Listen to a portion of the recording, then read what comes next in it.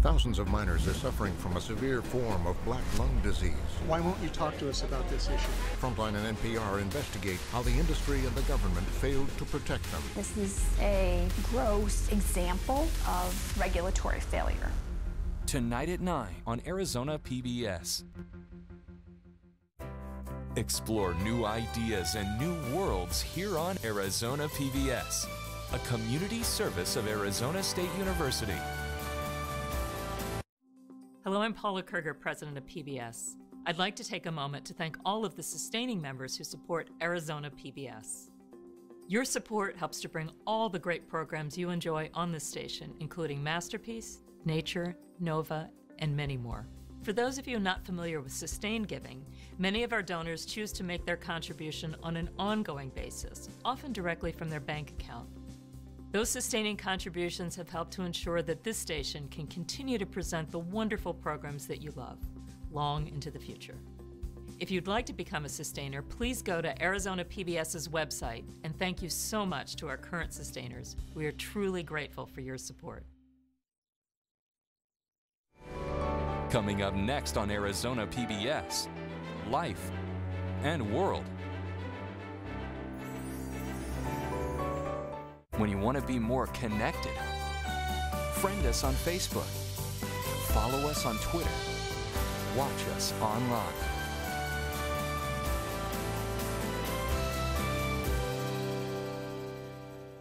Support for Arizona PBS comes from viewers like you and from... I'm David Goldstein, owner of Biltmore Loan and Jewelry. We buy or loan on upscale assets. We have over 30 years of experience in determining values of automobiles, jewelry, art, collectibles, and antiques. For more information and appointments, BiltmoreLoan.com. AJ's Fine Foods, offering gourmet appetizers, fine wines for entertaining, and decadent desserts for all your special occasions. Find 10 Valley locations at ajsfinefoods.com. AJ's, purveyors of fine foods. From the Cronkite Studios in downtown Phoenix, this is Cronkite News. Can the government use fines and jail time to force an artist, to force a speaker, to force a newspaper or a reporter to convey messages that they disagree with? They're seeking a blanket exemption from an anti-discrimination law, and they're not entitled to that. Religious freedom or discrimination?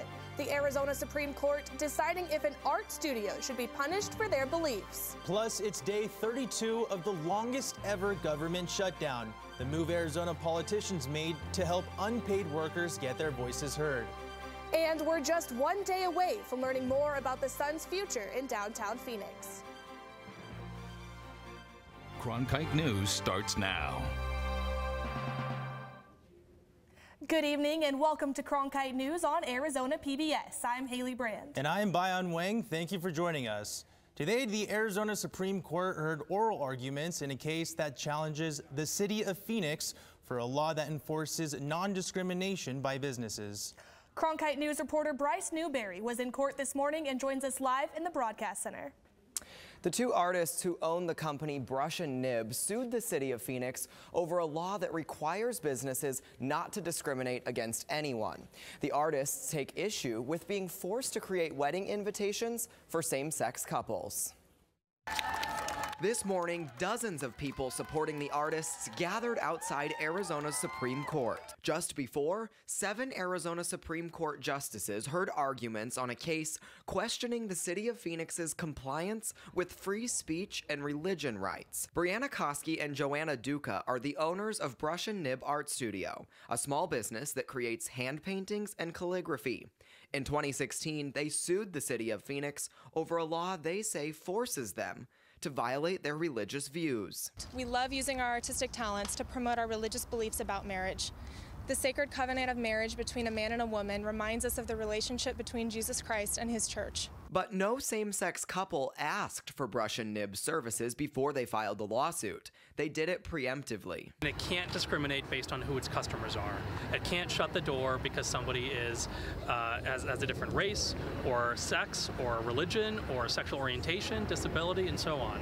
The penalties for violating this code are hefty, including up to 6 months in jail and a fine of up to $2,500. Brush and Nib's attorney Jonathan Scruggs argued the case is about about free speech rights for everyone. It's not about who walks in the door. It's about what messages they're asked to convey. And that should protect all artists. That wouldn't force an LGBT artist, for example, to convey some message criticizing same-sex marriage if asked to do so by a religious group. So these freedoms go both ways. Dozens of individuals and organizations filed briefs in support of the art studio, including Arizona Attorney General Mark Brnovich and 7 Republican leaders from other states. But attorney for the city Eric Frazier says it's not a partisan issue. The only issue that this case addresses is whether businesses can discriminate, and that's something that should not fall on partisan lines. A spokesman for the Arizona Supreme Court told me it could take up to 3 months for the justices to issue a decision. The art studio is still running and following the city law. The artists say they have received requests from same-sex couples but have not responded. In the broadcast center, Bryce Newberry, Cronkite News. Meanwhile, the United States Supreme Court ruled today that President Trump's transgender military ban will go into effect. Sir, Twitler did it! Trans people, sir! The policy blocks transgender people from serving in the military, with limited exceptions. LGBTQ activists say the ruling is cruel and irrational, but advocates for the policy claim the decision would help better defend our nation.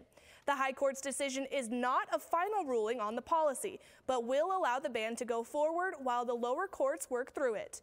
Government data shows nearly 9,000 service members identified as transgender in 2016. Senator Martha McSally is in Nogales right now talking to Border Patrol agents about the government shutdown. Cronkite News reporter Nicole Hernandez is joining us live from Nogales with more on that. Senator McSally was sworn into office earlier this month, taking John McCain's seat. But today, she's at the border talking with agents about the government shutdown. Custom and Protections agents are currently working without pay due to the shutdown, and although they will be paid retroactively, it doesn't help those who are doing without paychecks now. She recently introduced the Pay Our Protectors Act, which would allow federal law enforcement workers to be paid during government shutdowns. I'm just really grateful for all of them continuing to come to work. This is not the way to operate. I'm trying to break through this impasse in the way I can to get enough votes in the House and the Senate and signed by the President to open up the government, secure the border, and solve this problem. McSally will finish up her day at an event in Tucson. In Nogales, Nicole Hernandez, Cronkite News. Short-term solution to the government shutdown in the works. The Senate is expected to vote Thursday on 2 bills, one backed by President Trump that includes $5.7 billion for his border wall, and another that would simply extend funding for shuttered agencies through February 8th. Congressman Greg Stanton sat down with federal employees and their representatives to discuss how this shutdown has affected Arizonans. Cronkite News reporter Ariel Salk learned more about their concerns. Why are we being put in the middle of this? We didn't ask for this. We're being, put in the middle. We're being held hostage. It feels like we're being held hostage in this situation, so it's hurtful. Employees like TSA agent Aida Chavez have been forced to work without a paycheck, leaving her to feel trapped. Representative Greg Stanton listened to Chavez and other federal employees from all different departments yesterday.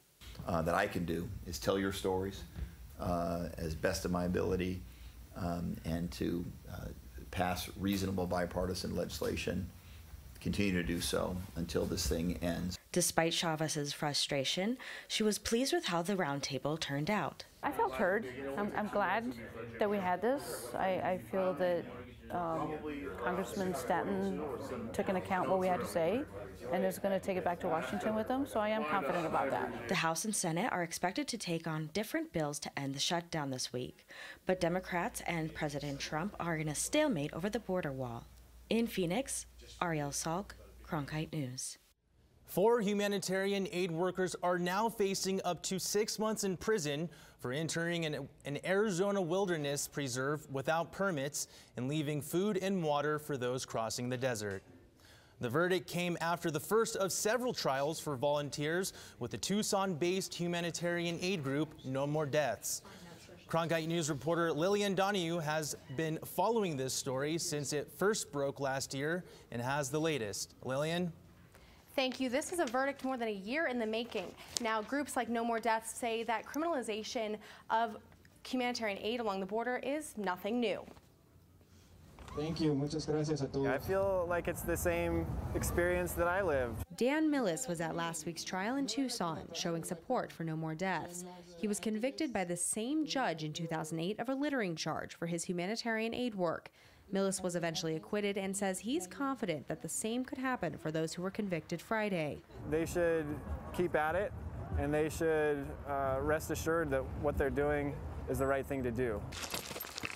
The 4 women found guilty are among 9 No More Deaths volunteers charged with federal misdemeanors that range from driving without a permit to leaving personal property behind in the Cabeza Prieto Wildlife Refuge in southwest Arizona. It's a place where members of the group say they need access to, saving the lives of people crossing the desert. They claim the refuge officials haven't helped. But they have both, denied us permits, or they have modified the language in their permits to specifically prohibit the kind of work that we do. But Border Patrol Union members say the actions of aid groups along the border are not going towards the greater good. To the drug cartels, it's going to the people smuggling, and it's going to the people, the scouts that are up there trying to do harm. In the verdict, Judge Bernardo Velasco said the volunteers' act of leaving food and water, quote, erodes the national decision to maintain the refuge in its pristine nature. Despite this, the group members say they plan on continuing their work along the border while challenging their charges. We have some confidence that ultimately justice will be done in this case.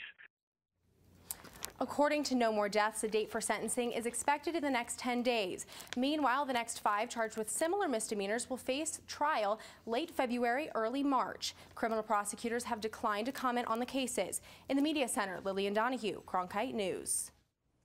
President Trump's offer to temporarily extend protection to Dreamers this weekend in exchange for border wall funds was rejected by Democrats. Here in Arizona, Cronkite News reporter Austin Westfall reports some of those who are part of the Deferred Action for Childhood Arrivals program are speaking out.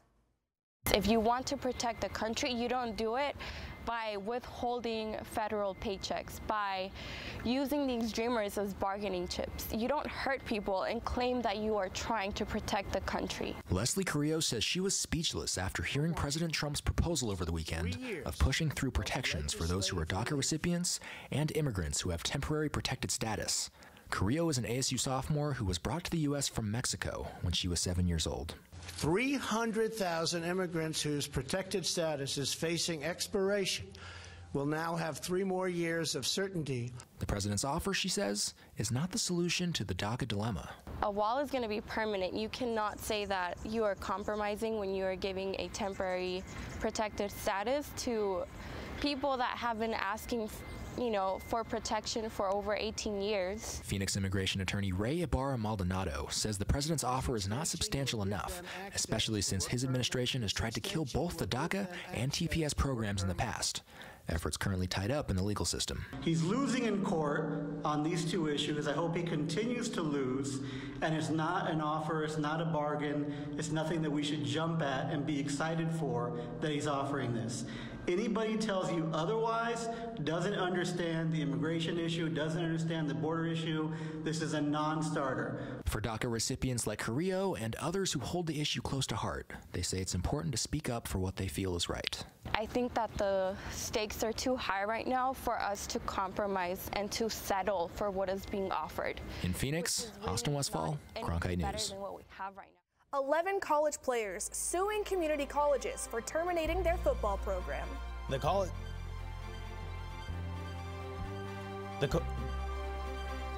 colleges claim that decision was based on money, but some players see it as a civil rights issue. Plus, a weekend of marches sparks action across the country. The message Arizonans are hoping to send.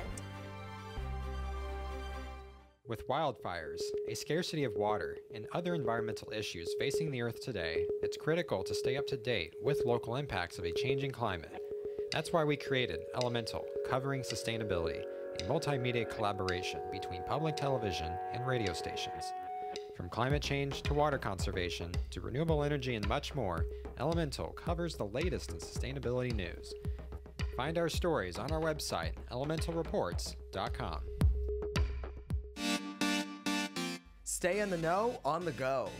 At Cronkite News, We work hard to report the facts and keep you updated, whether we're on set or on the scene. Taking it from the studio to the field. So I'm here in South Phoenix. In Phoenix, we're just a click away. Follow us on Facebook and Twitter, or find us online at cronkitenews.azpbs.org.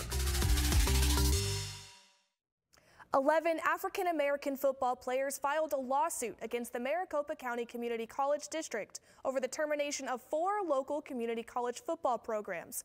Reporter Anthony Totri found out what that may mean for the future of African-Americans in football. Jerome Davison played football at McClintock High School before accepting a scholarship to continue his playing career at Maricopa Community College. But with the termination of the football programs across Maricopa County's community college system, Davison isn't too sure what comes next. Growing up, I ain't really had much, but that's all I had was football. And that's kind of the only thing that really helped me stay in school and want to do good in school. Davison is a part of a lawsuit filed recently in U.S. District Court that highlights how the decision disproportionately impacts African Americans. While just 5% of Arizona's population is African American, according to the Census Bureau, the lawsuit says African Americans make up 62% of football players in the Maricopa County Community College District. But John Goody of the East Valley NAACP says it's even bigger than that. I'm here to speak out for the hundreds of others who might not happen to be African American, who might not happen to just have a lawsuit, but who want to continue their education and play in these sports. Phoenix College is one of the 4 community colleges losing its football program. And for some, while the field behind me is simply a place to play, for others, it's where hopes to play Division I football live on. I got an opportunity to play at the second level, which never I would have thought of happening, and it gave me an opportunity to help out my grandma because it's always been her. We haven't had a lot of money, and I just want to be able to help her. And if I make it to the next level, if I make it to the NFL, most of what I have will go to her. Clark and Davison are 2 of the 11 plaintiffs in the case asking for the decision to be reversed, claiming it is a federal civil rights violation. In Mesa, Anthony Totri, Cronkite News. The district says it will honor scholarships through the 2019 spring semester. However, after that, the football players attending the school on football scholarships will likely need to find another means of paying for their education. People across the valley came together to celebrate Martin Luther King Day yesterday. In Phoenix, thousands took the streets in his honor, starting out from Eastlake Park. Police guided marchers over the 2-mile stretch as hundreds more joined along the way. It symbolizes that we're all able to march together because there's a bunch of different people here of all different colors, nationalities, races, all of that, just marching together.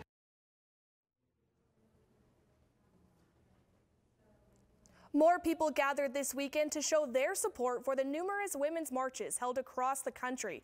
Marcela Bayeto took a look at how the Phoenix March dealt with the controversy of anti-Semitic behavior. As thousands of people gathered near downtown Phoenix Saturday for the Women's March, some of those who were there didn't shy away from addressing a controversy that's recently struck the movement. 2 leaders, Tamika Mallory and Carmen Perez of the National Women's March organization, are under fire after allegations of anti-Semitic behavior have come to light. Both of them supposedly making anti-Semitic statements during planning meetings, while Mallory has been criticized for attending a march alongside Louis Farrakhan, the leader of the Nation of Islam, who has made disparaging remarks against the Jewish faith in the past. And that's one of the reasons why this year we decided not to list our march on their website, that we carry the similar message of equality and women's empowerment, but we don't see eye to eye on those statements. Women from various backgrounds taking the microphone before the march, including Miriam Wiseman, a Jewish woman who addressed the issue of hate. When hate isn't checked, the consequences can be catastrophic. Mujeres en la Lucha, Women in the Fight, is a grassroots Latino women's organization that also participated Saturday. Many Latinos are here marching for more than just women's rights. Some of their issues that they're advocating for are for the end of racial profiling, diverse representation, and immigration reform. Women's issues are everyone's issues, including the Latino community. We haven't been as represented. Obviously this affects the Latino community because it's such this diverse community, and I think showing the support for that is really important. In Phoenix, Marcella Baedo, Cronkite News. And coming up next on Cronkite News. Talking Stick Arena is looking to get a makeover. But how would the $200 million proposal affect the downtown economy? As journalists at Cronkite News, we report on stories that matter to you by focusing on the local impact. We dig deeper and work tirelessly to keep you informed. Live in Wickerburg. Live in Los Angeles. In Cleveland, in Washington, in Louisville. From Jerusalem. Live in Philadelphia. From around the world to right here in Phoenix. At Cronkite News, we report the facts and stick to the truth.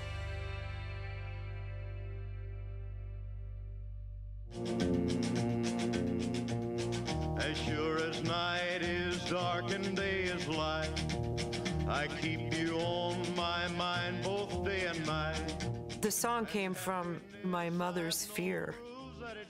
You know, you're going out on the road and these girls are coming up and to you, and he wrote, I walk the line.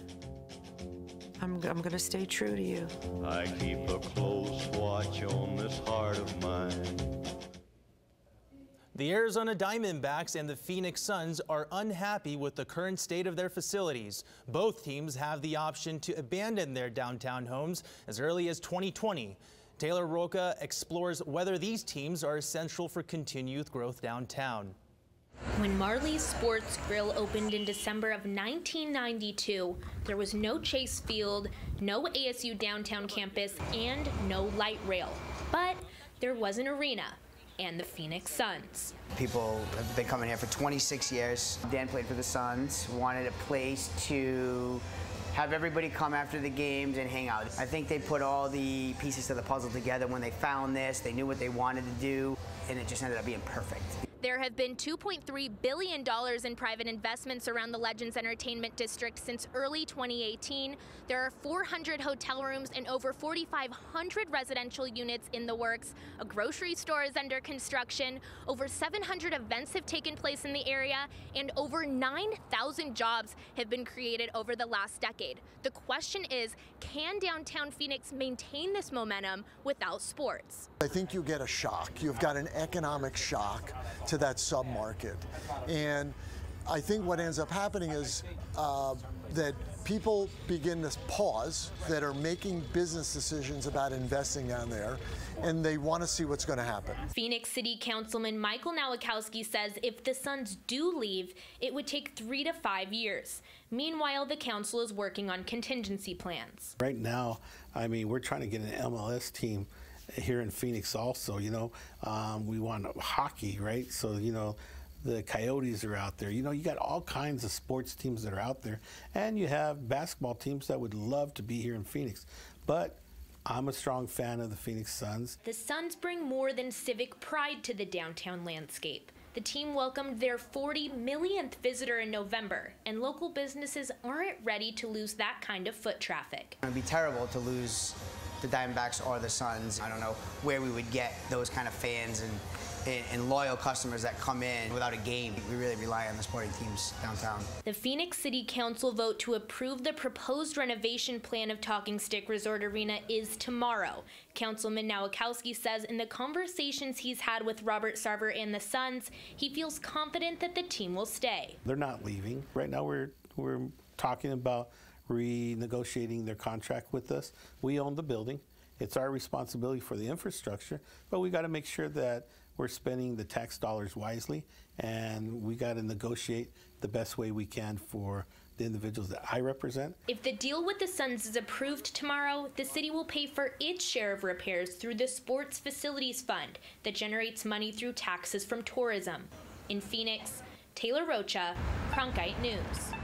Meanwhile, the D-backs have been given the green light from Maricopa County to look for a new place to play and break their contract 5 years early without penalty, but this will only happen if they agree to dissolve a lawsuit with the county demanding $187 million in renovations.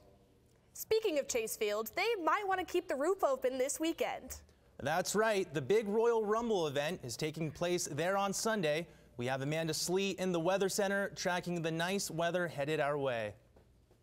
That's right, but before we get to those weekend temperatures, let's look at our current ones. We're seeing a nice 63, partly cloudy with winds at 7 miles per hour. Looking at the state, we can see Flagstaff up at 32, Yuma over at 63, and Tucson down at 55.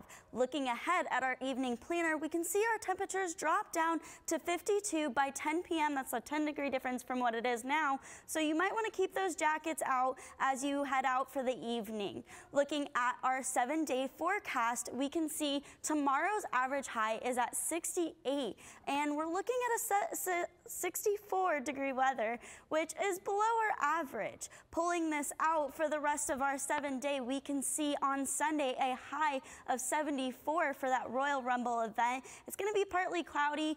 Should need a light jacket just in case that gust of wind comes in. Reporting from the Weather Center, I'm Amanda Slee. Combining education, robots, and Legos into a first-ever state championship. Coming up, how one nonprofit is using this competition to empower the youth. And we take a look at who took home the gold. I'm Judy Woodruff, anchor and managing editor of the PBS NewsHour. The journalists of tomorrow face a fast-changing media landscape, but quality news remains vitally important to our communities, our country, and our world. At ASU's Walter Cronkite School of Journalism and Mass Communication, students learn solid, reliable reporting, holding the powerful accountable, and rebuilding the public's trust. The Cronkite School and Arizona PBS, preparing the next generation for a stronger future of journalism. Students from Valley YMCA and Boys and Girls Clubs competed for this year's first LEGO League State Championship. Reporter Madeline Holler was at ASU Memorial Union, where an all-girls team showed off their skills. 4 locally sponsored youth teams came to compete and collaborate with each other to tackle real-world engineering problems through Legos. Big Bang, an all-girls group who takes pride in STEM, made it to the state championship. So getting a chance to work with like-minded girls, getting a chance to look at real-world problems and recognize that even at an early age, they're smart enough to be able to come up with solutions to address real-life problems. Youth from all across the Valley has practiced and prepared to compete in 3 areas of competition: core values, project, and everyone's favorite, robot games. Other female participants shared like-minded interests like the love of a challenge. Yeah, when you first start, it's kind of confusing, but then it starts to get easier. Anna Prakish, co-founder of Education Empowers, started her nonprofit with her daughter. Her why? To see kids grow through education. So Education Empowers, we formed a nonprofit to promote STEM, robotics, and sustainability education, because we believe that these skill sets are actually needed for next generation of jobs. And this competition may just inspire the next generation to take those roles. In Tempe, Madeline Holler, Cronkite News.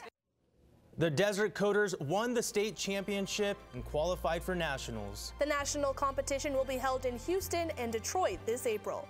That's it for Cronkite News tonight. Thanks for joining us. For the top Arizona stories anytime, go to cronkitenews.azpbs.org.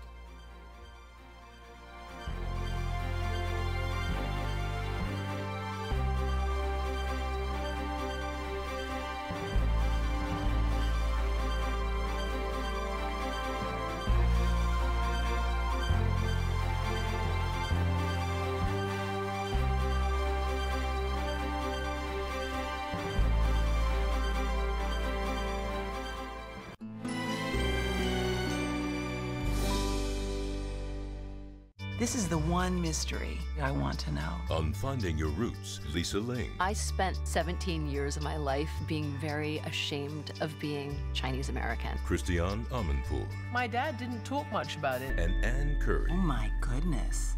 Scandal. 3 journalists. No, come on. Discover the news. That's wonderful to know. About their ancestors. Amazing. Finding Your Roots. Tonight at 7 on Arizona PBS. Fire is the last wild element of the West. There was an attitude that wildfire was this beast that we can actually hunt down and eradicate. The fire that changed America's landscape forever. The Forest Service is only 5 years old. They have never fought a big fire. They see this wall of flames creeping toward them. They think this is the end. The Big Burn on American Experience. Tonight at 8 on Arizona